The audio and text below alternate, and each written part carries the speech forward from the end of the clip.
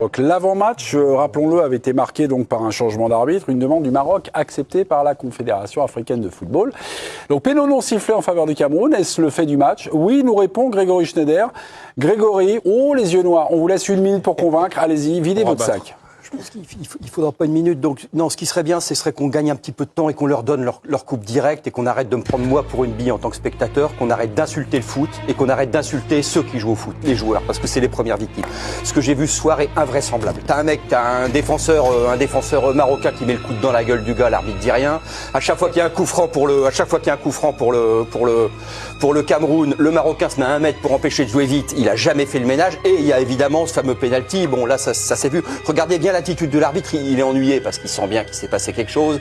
Il sent bien qu'il est dans la sauce. Il sent bien, mais il est en service commandé et ça peut pas se passer autrement.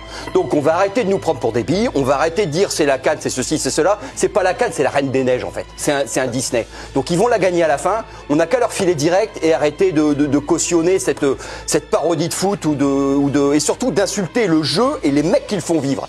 Parce que ça, c'est pas possible. Que ce soit des Camerounais, des Croates, des Marocains, c'est pas possible. Aujourd'hui, c'est tombé sur le Cameroun.